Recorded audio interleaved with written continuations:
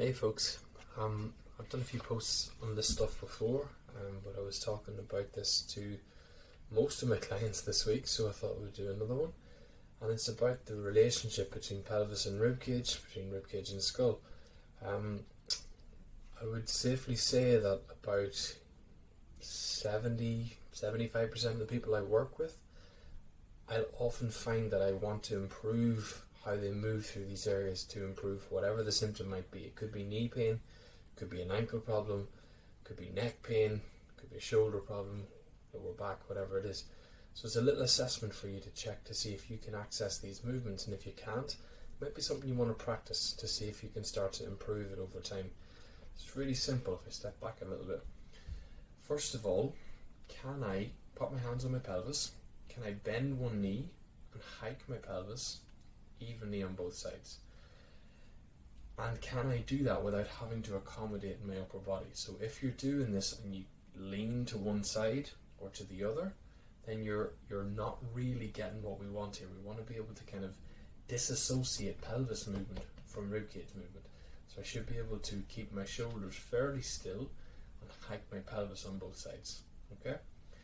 That's number one. Number two then, can I keep my pelvis still? Can I side bend my spine both ways? So I can do that with a reach down both sides. Can I do that evenly? Next bit then, can I rotate? So if I place my hands on my chest, can I keep my chest still and rotate my pelvis away in both directions? Can you do that? And if you can't, then obviously it's something we want to improve on. Now we're going to keep the pelvis still and move the upper body. So things to look out for here is that when you rotate one way, that you're not dragging your pelvis with it, which is net no rotation. You want these to be able to disassociate from each other, so one moves, then the other moves, not both moving together. Then in this plane of motion, forward and back, can I tip my pelvis forwards, come back to neutral, and can I tuck underneath? Tip and tuck. And can I do that without my ribcage moving? Then likewise, can I move my ribcage without my pelvis moving? Can I extend? Come back to neutral, and can I flex without this having to move or shift in time and space? If you can get that bit with those three planes of motion, you're onto a good thing. You're going to probably find that if you can get that, your symptoms, if you have any, will improve. If you can establish those movements.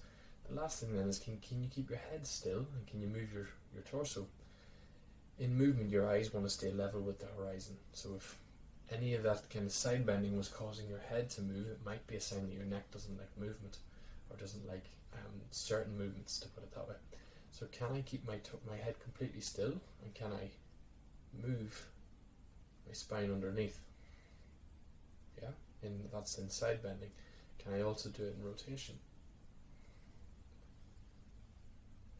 And then from the side, can I extend and flex, ideally without my eyes moving from that level plane? So it's a lovely little assessment of your potential for movement through pelvis, ribcage, skull in three planes of motion. If you're struggling with that, please get in touch. I have loads of options how to help you with that, both in person and online.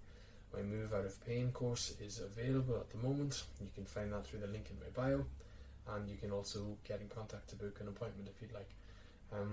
Please, if you have any questions as well, pop them in the comments below. Have a good day.